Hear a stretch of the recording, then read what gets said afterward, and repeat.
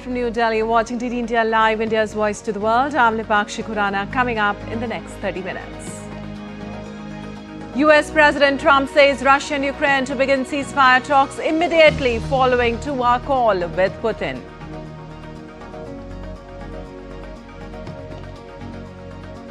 Israel military says 5 UN trucks carrying humanitarian aid were allowed into Gaza as Netanyahu vows to take control.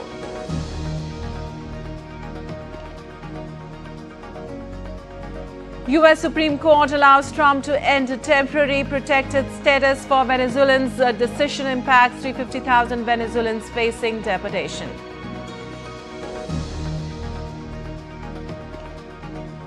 EAM Dr. Jaishankar appreciates Netherlands' strong condemnation of Pahalgam attack and support for zero tolerance against terrorism.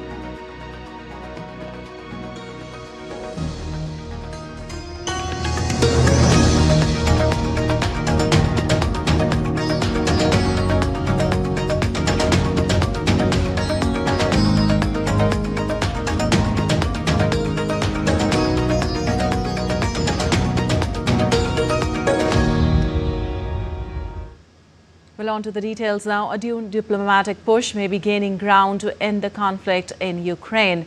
US President Donald Trump and Russian President Vladimir Putin held a key phone call on Monday, with both the leaders signaling fresh willingness to pursue a ceasefire. As the latest on the high-stakes talks. The phone call between US President Donald Trump and his Russian counterpart Vladimir Putin lasted for more than 2 hours. Trump touted real progress, declaring that Russia and Ukraine will immediately start negotiations toward a ceasefire, potentially ending a conflict that has now entered its third year. I think some progress has been made. It's a terrible situation going on over there. 5,000 young people every single week are being killed. So hopefully we did something. Putin, for his part, thanked Trump and said Moscow is ready to work with Kiev on a memorandum laying out the principles for peace, possibly including a temporary ceasefire, a timeline for talks, and other terms if consensus is reached. We agreed with the US president that Russia will propose and will be ready to work with the Ukrainian side on a memorandum on a possible future peace agreement. Shortly thereafter, Trump held a telephonic conversation with Ukrainian President Volodymyr Zelenskyy. Zelenskyy stressed the need for an immediate ceasefire and revealed efforts to organize a high-level peace summit with the US, EU, UK, Russia, and Ukraine. During the call, we talked about what is important for Ukraine, the ceasefire.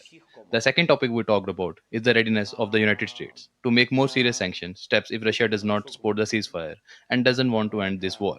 The third thing I asked him is not to make any decisions about Ukraine without us. Meanwhile, European and US leaders welcomed Pope Leo's offer to host peace talks at the Vatican. Italian Prime Minister Giorgia Meloni, French President Emmanuel Macron, and German Chancellor Friedrich Merz spoke with Trump in support of renewed negotiations. I think it would be great to have it at the Vatican. Maybe it would have some extra significance. There's tremendous bitterness, anger, and I think maybe that could help some of that anger. So having it at the Vatican would be, in Rome, would be I think it would be a great idea. With major players signaling openness to talks, all eyes now turn to whether these early steps can lead to lasting peace. With inputs from Amish Mahajan, Bureau Report, DD India. Well, on Monday, Israel's military confirmed that 5 UN trucks carrying supplies, including baby food, were allowed through the Kerem Shalom crossing. Israeli Foreign Ministry Director General Eden Barthal said 8 distribution points inside Gaza should be up and running within days. He added that the Israeli army is working closely with international organizations to resume supply operations immediately in the region. This marks the first delivery since Israel announced a partial easing of its blockade amid mounting global pressure. And despite growing international pressure, Israeli Prime Minister Benjamin Netanyahu has vowed that Israel will maintain full control over Gaza. This comes as Israel lifts a blockade on aid shipments amid urgent warnings of a looming famine. On Monday, the Israeli military issued fresh evacuation orders for parts of southern Gaza, warning residents in Khan Younis to flee toward the coast ahead of what it called an unprecedented attack. In a video statement, Netanyahu declared Israel is moving towards what he called complete victory, promising both the return of the 58 hostages still held by Hamas and the full dismantling of the militant group. מתחילת המלחמה. We are conducting an immense, intense and tremendous battle. There is progress. We are going to take control of the entire territory of the Gaza Strip. That's what we are going to do. גם מבחינה עניינית, גם מבחינה מדינית. Well, the U.S. Supreme Court on Monday allowed the Trump administration to proceed with plans to end temporary protected status, which is TPS, for approximately 350,000 Venezuelans who have been shielded from deportation due to ongoing crisis in their home country. The court's decision enables the termination of TPS while an appeal continues in a lower court. Former President Biden had extended TPS for Venezuelans in early 2021, citing the humanitarian situation under Nicolas Maduro's regime. In response, Venezuelan-American activist Adilis Ferro condemned the decision, calling it a discriminatory attack on a community fleeing a dictatorship. Meanwhile, the Trump administration's immigration policies have faced significant legal challenges, including a recent Supreme Court ruling blocking its bid to deport alleged members of the Venezuelan gang Tren Aragua under the 1798 Alien Enemies Act.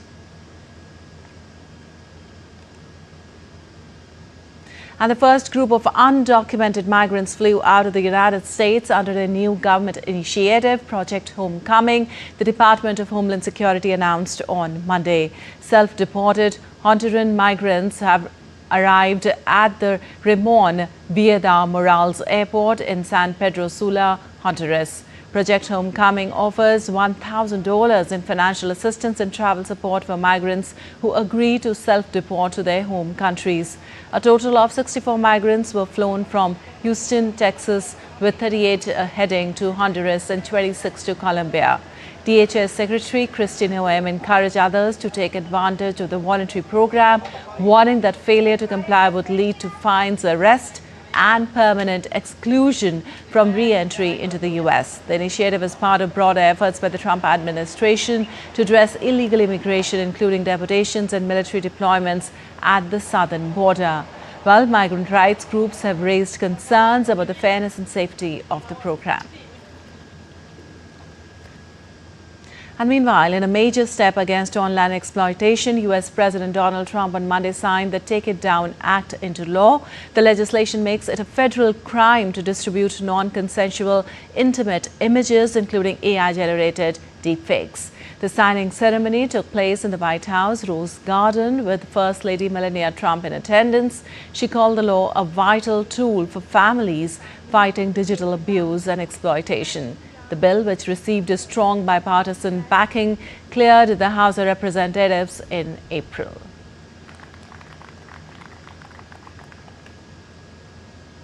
And U.S. President Donald Trump sparked controversy on Monday by suggesting that Joe Biden's recent cancer diagnosis was covered up by the White House. Trump expressed surprise that the public was not informed sooner, given that Biden's condition, an aggressive form of prostate cancer, was reportedly diagnosed with a high Gleason score of 9. His comments came after his son, Don Jr., questioned why Biden's cancer wasn't detected earlier, alluding to a potential cover-up. Biden's team, however, denied any intentional concealment of his health issues. Biden expressed gratitude for the support he received following the announcement and shared a message of strength on social media. When you take tests, medical, as a male, that test is very standard. I don't know if it's given to everybody, but it's given just about. And it takes a long time to get to that situation. I think that if you take a look, it's the same doctor that said that Joe was cognitively fine. There was nothing wrong with him. Well, he said, if it's the same doctor, he said there was nothing wrong there. And that's being proven to be a sad situation. Well, the UK and the European Union on Monday held a much anticipated summit in London. The meeting took place in the backdrop of an unpredictable global dynamic created by the US. It is UK's most significant reset of defence and trade ties with the EU since Brexit. British Prime Minister Keir Starmer hailed it as a win-win deal. Well, for her part, EU Chief Ursula von der Leyen called it a big day because the EU and the UK are now turning the page and opening a new chapter. Raghav Kumar Jha reports for more. Britain and the European Union on Monday reached a landmark deal setting out closer ties on defence and trade, launching a new chapter after the UK's acrimonious exit from the bloc 5 years ago. UK Prime Minister Keir Starmer said it's a win-win deal and the reset in ties with UK's biggest trading partner would reduce red tape for food and agricultural producers, making food cheaper and improve energy security. In a statement, the Downing Street said the pact adds nearly £9 billion to the British economy by 2040.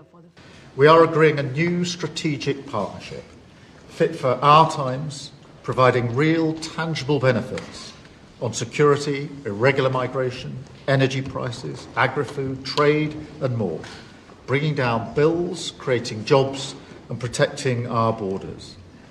We've delivered this progress through hard work together at every level. 5 years after Brexit, the Defence and Security Pact means Britain, a defence heavyweight, will take part in joint procurement projects. It also paves the way for the UK to access the Security Action for Europe, a £150 billion EU fund providing loans for defence projects. The two sides also agreed to lift controls imposed on UK exports to the 27-country bloc. On fishing, the new deal gives EU boats continued access to UK waters until 2038. In return, the UK gets reduced checks on food and drink traded with the bloc, making it easier for British products such as burgers and sausages to be sold in the EU. EU Chief Ursula von der Leyen said it was a big day because EU and UK are now turning the page and opening a new chapter. Indeed, this is a big day because we are now turning the page and opening a new chapter. A new chapter that is so important in these times because we see the rise of geopolitical tensions, but we are like-minded. We share the same values. We know that we work shoulder by shoulder, hand in hand, when it's really coming to crisis and difficult moments. Trump's tariffs, amidst warnings that Europe act to protect itself, forced governments of the continent to rethink trade, defence and security ties, bringing British Prime Minister Starmer closer to France, Emmanuel Macron and other European leaders together. Is the third deal Britain has struck this month after agreements with India and the US, and while it's unlikely to lead a meaningful economic boost immediately, it could lift corporate sentiment, drawing the much needed investment. Raghav Kumar Jha's report for DT India. And still to come in this edition of DT India Live. We'll tell you how Pakistan's attempt to target Amritsar's Sikh shrine on 8th of May was foiled by Indian military's superior technology. Microsoft to host Musk's Grok AI on Azure platform amid controversy. And Sunrisers Hyderabad spoils Lucknow Super Giants party. Rishabh Pant and company knocked out of the edition after a terrible show.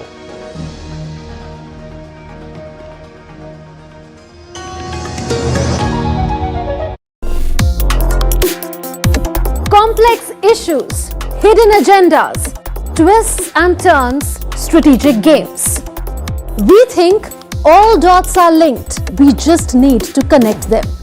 Join me every week as I connect the dots to unravel hidden designs in statecraft, mysteries, and decode issues that matter to you. Watch Connecting the Dots with me at these times on DD India.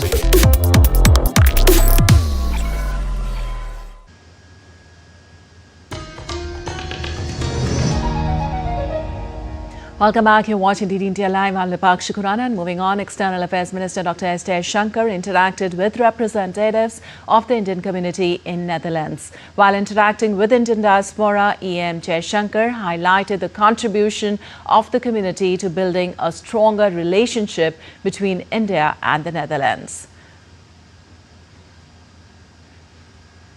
Well, on the first leg of his visit to 3 European Union nations, Dr. Jaishankar met Defence Minister Ruben Brekelmans in The Hague. During the meet, both the leaders exchanged views on respective security perspectives and challenges. They also spoke about the benefits of forging a bilateral defence partnership.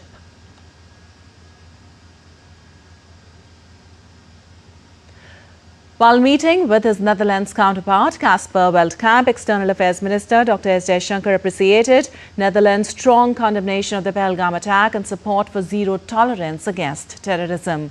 Both the leaders had wide-ranging discussions on deepening our bilateral partnership and engagement with the EU. They also exchanged views on the global situation in the era of multipolarity.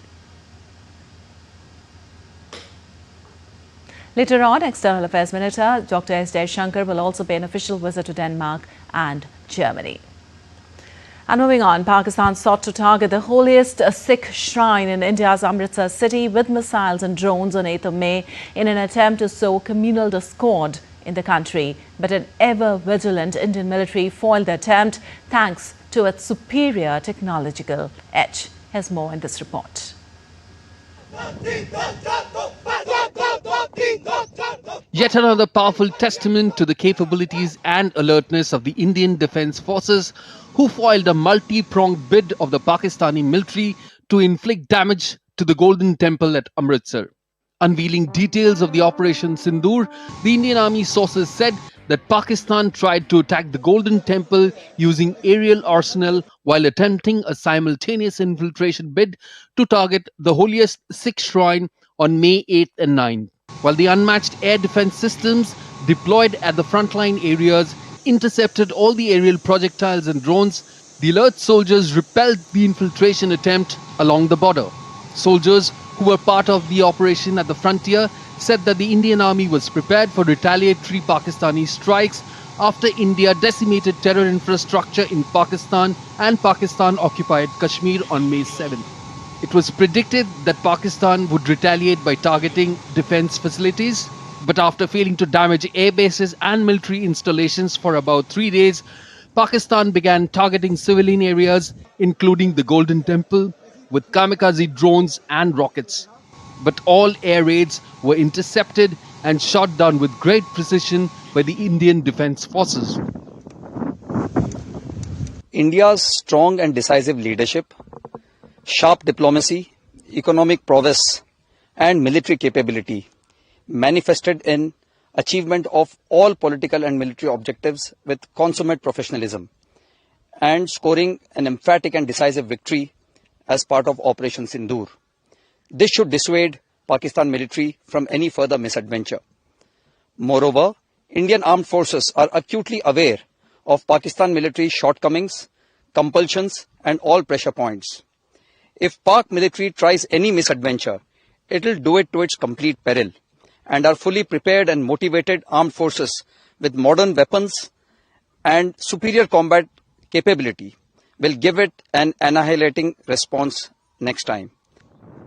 India's Ministry of Defence says Operation Sindoor marks a turning point in the country's defence doctrine with services synergy, strategic depth and technological dominance. India executed precision strikes on targets such as the Noor Khan and Rahim Yar Khan air bases, deployed a carrier battle group for naval dominance and coordinated the ground operations between the Indian Army and the Border Security Force, demonstrating multi-domain warfare. On Monday, Foreign Secretary Vikram Misri briefed a parliamentary committee on external affairs on the developments regarding India and Pakistan. This was a very, very thorough discussion. Many of the MPs had thoughtful questions to ask. There was even a desire to have a resolution expressing solidarity with the Foreign Secretary in the face of the unwarranted attacks upon him. He himself requested there should be no resolution, but it was a unanimous sentiment of the committee that he has performed a good service for the nation, and we all stand with him. And that was not a formal resolution, but it was definitely the wish of everyone. I also want to add that the committee has in many ways covered a lot of constructive ground and has left with satisfactory responses to various questions. Those present at the briefing included Ravishankar Prasad and Vijayant Panda of BJP, Shashi Tharoor and Rajiv Shukla of the Congress, Sanjay Jha of JDU, and Shiv Sena's Shrikant Shinde was also present. AIMIM's Asauddin Owaisi also attended the briefing.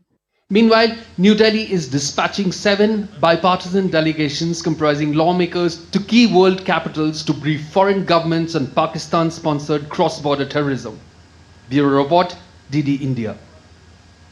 And moving on to some weather updates now. India's weather department issued a red alert for Karnataka as more rain is predicted over the next 5 days in the state. State capital Bengaluru braces for another fresh spell and thunderstorm on May 20th, a day after torrential rains brought Karnataka's capital to a standstill.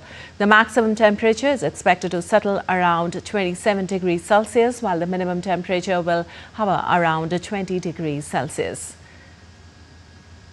Meanwhile, an orange alert was also issued for a few districts in southern state of Kerala, warning residents to stay alert for heavy rainfall and possible flooding. In response, the state government ramped up preparations to brace for potential weather-related emergencies, though normal rainfall was forecast by the Met Department this southwest monsoon season. Meanwhile, monsoons have knocked the doors of northeast as fairly widespread light moderate rainfall with thunderstorms and lightning and gusty winds is reaching northeast for the next 7 days. Now the rivers are flowing above danger level in Assam yet. Well, capital city Delhi will be reeling under intense heat as the maximum temperature might reach 46 degrees Celsius, while minimum temperature in Delhi today is likely to hover around 31 degrees Celsius. And in business news, Microsoft has announced it will host Grok, the generative AI model from Elon Musk's xAI on its Azure AI Foundry. The move comes just days after Grok sparked controversy by sharing unsubstantiated right-wing propaganda about white South Africans. Musk acknowledged that errors would occur in AI models, emphasizing the importance of transparency and grounding AI in reality. In response to the backlash, xAI stated that an unauthorized modification caused the problematic output and the company is implementing measures to ensure transparency, including public system prompts and a 24/7 monitoring team. Grok's integration into Microsoft's platform will give developers access to AI tools to assist with coding and other tasks. Meanwhile, Microsoft also announced layoffs of approximately 6,000 workers, reportedly as part of restructuring efforts to embrace new AI technologies. Today, we are thrilled to announce Grok from xAI is coming to Azure. And on to some sports news now. Sunrisers Hyderabad rode on Abhishek Sharma's blitz to knock Lucknow Super Giants out of IPL playoffs race with a comprehensive 6-wicket win on Monday. Lucknow posted a total of 205 for 7 after being put to bat first with half-centuries from Aidan Markram and Mitchell Marsh. However, a swashbuckling 18-ball 50 along with healthy contributions by Heinrich Klaassen, Ishan Kishan and Kamindu Mendes helped Hyderabad win with 10 balls to spare. It also draws the curtain on a disappointing campaign for Lucknow captain Rishabh Pant, who became the most expensive player in IPL history when he was bought for ₹27 crore in the auction. Now the game between Delhi Capitals and Mumbai Indians will be a decider for the 4th playoff spot. Punjab, RCB and Gujarat have already qualified for last 4. Well, that's all for this edition of DD India Live, but let us know your thoughts on the news of the day. For those on the go, you can get all the latest news and updates from India and across the world on the DD India mobile app. The app is available on both Android and iOS platforms. Scan the QR code on the screen to download now.